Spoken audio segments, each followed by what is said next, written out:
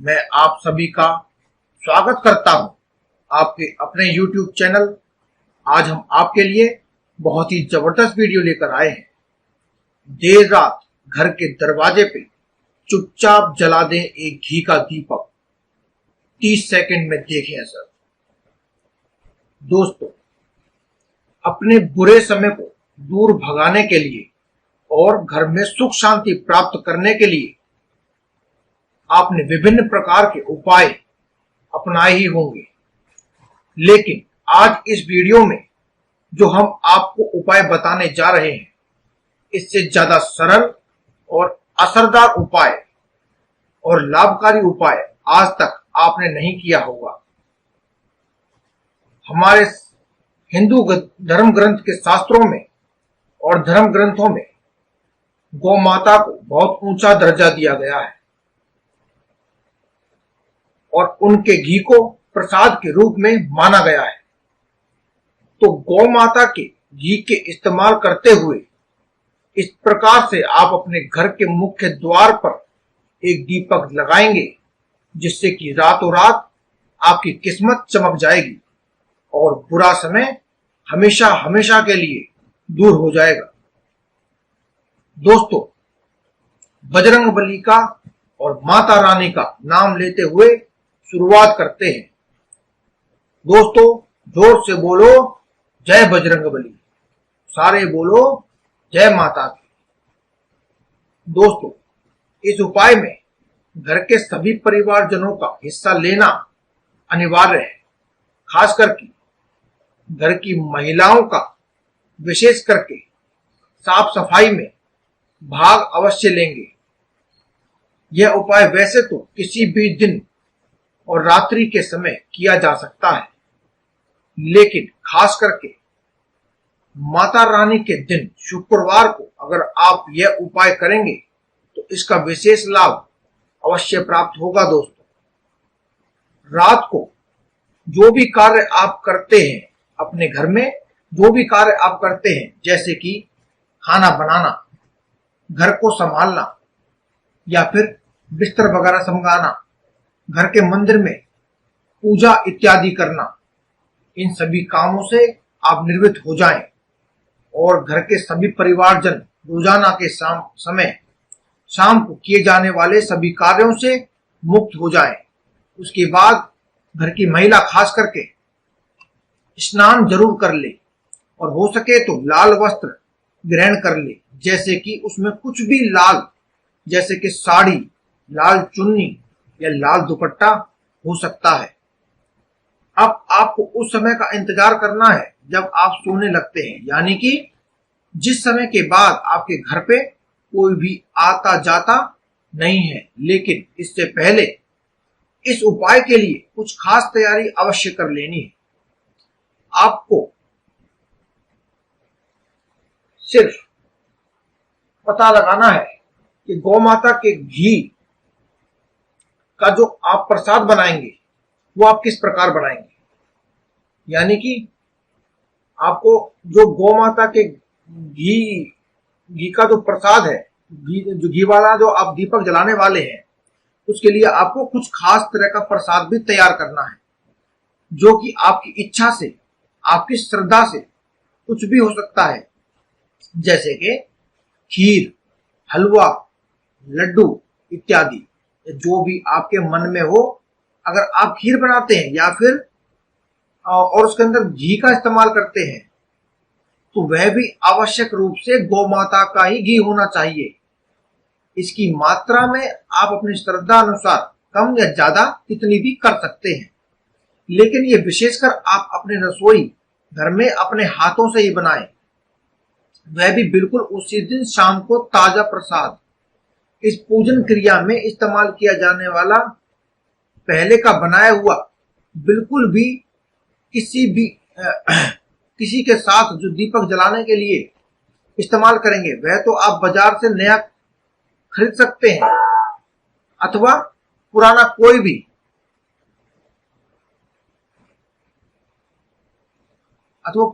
भी जो आप दीपक इस्तेमाल करना चाहते हैं, उसे अच्छी तरह से साफ कर लें। और साथ ही यह भी ध्यान रखें कि वो कहीं से टूटा फूटा या खंडित नहीं होना चाहिए। और इससे जो भी आप जो भी कार्य करेंगे उसके लिए अपने हाथों से बनी होनी चाहिए। बाजार की बनी हुई चीजें इस पूजन में करिए, हमें बिल्कुल भी इस्तेमाल नहीं करनी है। अब आपको घर के मंदिर में ही ये दीपक पहले से रख के चलाना है। साथ ही प्रसाद का भोग भी आपको दुर्गा माता की मूर्ति के चित्र के समक्ष रख करके आप उनकी आरती चालीसा जरूर पढ़े, जिसमें आप बोल बोल कर जरा और जोर जोर से पढ़ सकते हैं। और घंटे घंटे का इस्तेमाल भी आप आरती के समय कर सकते हैं और थाली में सजा भी सकते हैं। और साथ ही घर के सभी परिवारजन एक बार कम से कम इस दीपक को हाथ एक बार तो जरूर ही लगा लें। इसके पश्चात आंखें बंद करके हाथ जोड़ करके मन ही मन भगवान से पूरा जोर लगाकर मन लगा करके उनको याद करते हुए अपनी इच्छा मनोकामना जाहिर करें।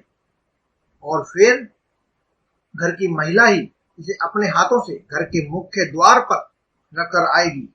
वह भी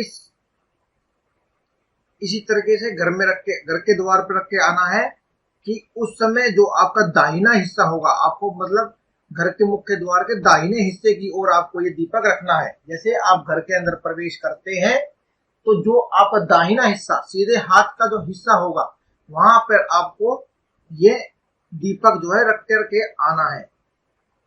और आपको ये इस प्रकार से रखना है कि वहां हवा इत्यादि से कुछ भी इसे नुकसान ना हो, ये बुझ ना जाए। इसके बाद घर में कोई भी व्यक्ति आना जाना नहीं चाहिए दोस्तों, इस बात का आपको पूरा ध्यान रखना है। और इस दीपक को रखने के बाद आप इसके ऊपर अक्षत यानी कि कुछ चावल इत्यादि भी चढ़ा सकते हैं।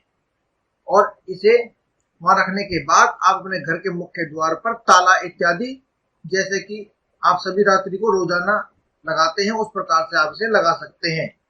इस दीपक को हाथ में लेने समय आपको ध्यान रखना है कि आपके हाथ बिल्कुल ही साफ सुथरे होने चाहिए। और साथ ही साथ चप्पल जूते इत्यादि हमें पहले ही इस उपाय को करने से पहले ही दूर खोल देने हैं। और यह उपाय किसी भी दिन किया जा सकता है, लेकिन खास करके शुक्रवार को करने का विशेष लाभ जरूर मिलता है। अगर किसी से भी मुमकिन हो तो दुर्गा सप्तशती का पाठ भी पढ़ा जा सकता है, या फिर यदि आप नहीं पढ़ सकते हैं तो पंडित इत्यादि से पढ़वा भी सकते हैं। लेकिन अगर आपसे इतना भी मुमकिन नहीं है तो इस दीपक को जलाने के साथ ही साथ अगले दिन सुबह किसी विवाहित स्त्री या फिर कन्या को कुछ लाल वस्त्र जरूर दान में दे दें। फिर लाल चूड़ी बिंदी इत्यादि कुछ भी आप इसमें दान दे सकते हैं, जैसे भी आपकी श्रद्धा हो। दीपक रखने के पश्चात यह प्रसाद घर के सभी सदस्य जनों को जरा जरा सा ग्रहण जरूर कर लेना है। अगले दिन सुबह उठने के पश्चात यह दीपक आपको बहते हुए जल में प्रवाहित कर देना है। यह बिल्कुल जरूरी नहीं है दोस्तों कि अगले दिन ही इसे जल में प्रवाहित किया जाए। जब भी आपसे मुमकिन हो या फिर आने वाले कुछ कितने भी दिनों में ऐसा आप कर सकते हैं, यानी आप प्रवाहित कर सकते हैं। लेकिन इस दीपक को अगले दिन सुबह ही वहां से उठा के किसी की नजर ना पड़े इस प्रकार से इसे कहीं भी रख दें। और साथ ही इसे नीचे किसी स्थान पर यानी जमीन पर नहीं रखना है, आप इसे किसी ऊंचे स्थान पर ही रखें। अगले दिन सुबह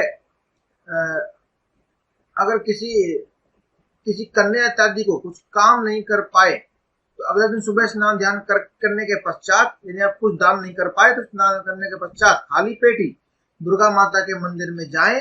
अन्यथा ऐसे किसी मंदिर में जा सकते हैं जहां उनकी मूर्ति की स्थापना हो रही हो या फिर हो चुकी हो। वहां जाकर भी आप अपनी आंखें बंद करके उनसे आशीर्वाद प्राप्त कर सकते हैं। और इसके लिए आप उनके चरण के दर्शन कर सकते हैं, चरण स्पर्श कर सकते हैं। और उसके बाद आप वहां पर किसी पूज्य पंडित की आप उनके चरण स्पर्श करके आशीर्वाद ले सकते हैं। और आप चाहें तो उस मंदिर में जाकर के दुर्गा सप्तशती का पाठ या फिर दुर्गा चालीसा का पाठ भी कर सकते हैं। और दोस्तों यदि मुमकिन हो तो आप वहां पर जाकर के कुछ भेंट अवश्य दे दें, जैसे कि कुछ फल इत्यादि और पंडित जी के चरण स्पर्श करके आशीर्वाद ले लें, तो ये आपके लिए बेहतर ही होगा। कुछ ही दिनों में आपको उसकी सफलता दिखाई देने लगेगी और हर नामुमकिन काम मुमकिन होने लगेगा। दोस्तों इसके साथ ही आप कुछ और भी कार्य कर सकते हैं जिसमें थोड़ा सा खर्चा होगा, लेकिन प्रसाद बनाना और दीपक जलाना ही इतना ही आपके लिए उपयुक्त है। बाकी आप अपनी इच्छा से कुछ भी करना चाहें तो अवश्य कर सकते हैं। हम आपको जरा जरा से बिल्कुल कम खर्चों वाले कुछ ऐसे उपाय बताने जा रहे हैं जो कि इस उपाय के साथ ही जुड़ते हैं। जैसे कि नवरात्रि के प्रकार ही आप अगले दिन उस दीपक को जलाने से अगले दिन सुबह अपने रसोई घर में कोई रोटी बनाकर कुछ कन्या को या फिर कुछ भोजन बना करके प्रसाद बना के कुछ कन्याओं को अपने घर बुला करके उनको जिमा सकते हैं, या फिर आप उन कन्याओं के घर जा करके भी उनको भोजन करवा सकते हैं। इसे भोजन क्रिया करके पूरा, और या फिर आप किसी जरूरतमंद को भी आप ये जो है प्रसाद या फिर भोजन इत्यादि करवाएंगे तो आपको इसका कई गुना लाभ बढ़ करके मिलता है। इसके साथ ही दोस्तों पैसे जो की समस्या सबसे बड़ी है दोस्तों, उसकी समस्या आपकी उपाय करने से, साथ ही साथ ये कन्याओं को जिमाने से इत्यादि करने से या भूखों को भोजन कराने से आपको साथ ही साथ दोस्तों ये सब काम करने से बहुत ही जल्दी पैसे के मामले में बरकत हो जाती है। यदि ये सब करने में भी आप समर्थ ना हो तो आप क्या कर सकते हैं दोस्तों, 11 सुहागिनों को कुछ लाल बिंदी चूड़ी इत्यादि यानी सुहाग का जो सामान होता है वो आप 11 सुहागिनों को दान में दे सकते हैं। और या फिर दोस्तों इसके अलावा तो दूसरा उपाय हम बताने जा रहे हैं, अगर इतना भी आपसे ना हो पाए यानी कि आप खर्चा बिल्कुल भी नहीं करना चाहते हैं तो आप एक मीठी रोटी बना करके गौ माता को खिला दिया करें रोज, जो कि खास करके बिल्कुल ताजा होनी चाहिए, आपके रसोई घर में बनी हुई होनी चाहिए, बासी नहीं होनी चाहिए। दोस्तों ये गौ माता या तो आवारा पशु हो या फिर गौशाला में हो या फिर डेयरी फार्म में पाली हुई गौ माता। डेयरी फार्म में पाली हुई गौ माता को भोजन कराना दोस्तों इतना लाभकारी नहीं होता, क्योंकि इनकी नियमित रूप से सेवा और उनका भोजन इत्यादि का जो है ध्यान रखा जाता है, क्योंकि डेयरी फार्म वाले इनसे अपनी आउटपुट लेते हैं तो उनसे उनका वो पूरा नियमित ध्यान रखते हैं, तो उनको खिलाना इतना लाभप्रद नहीं होता है। यदि आपके समर्थ ना हो तो आप उनको भी खिला सकते हैं, लेकिन आप कोशिश करें कि गौशाला में या फिर किसी आवारा पशु को, आवारा गाय को खिलाएं। दोस्तों इस रोटी को बनाते वक्त आपको क्या ध्यान रखना है कि गोड़ी रोटी को बना करके आप उसके ऊपर गुड़ इत्यादि रख के खिला सकते हैं, या फिर रोटी को बनाते वक्त ही उसमें चीनी या फिर शक्कर इत्यादि मिला करके आटा गूंथ लें और उसकी रोटी बनाएं। आप चाहें तो दोस्तों एक से ज्यादा रोटी बना सकते हैं और एक से ज्यादा गौ माताओं को भी खिला सकते हैं। साथ ही साथ आप चींटियों को आटा डाल सकते हैं, कुछ मीठा मिक्स करके आटे के अंदर, फिर आप चींटियों को खिला सकते हैं, मछलियों को दाना डाल सकते हैं, और अगर संभव हो, जितना संभव हो, जरूरतमंदों को खाना अवश्य खिलाएं। तो दोस्तों ये थी हमारी आज की वीडियो। कमेंट में आप जरूर लिखें जय बजरंगबली। अगर आप बजरंगबली के भक्त हैं, आप बजरंगबली को मानते हैं और माता रानी को मानते हैं, तो आप कमेंट में लिखें जय बजरंगबली। माता रानी को मानते हैं तो आप लिखें जय माता की। दोस्तों जरूर लिखें। यदि आप नहीं लिखेंगे तो हो सकता है आपके साथ कुछ बुरा भी हो, क्योंकि ऐसा करने से माता रानी और हनुमान जी दुष्ट हो सकते हैं। तो दोस्तों आज के लिए केवल इतना ही। कल फिर आपसे मुलाकात होगी, तब तक के लिए धन्यवाद और जय बजरंगबली।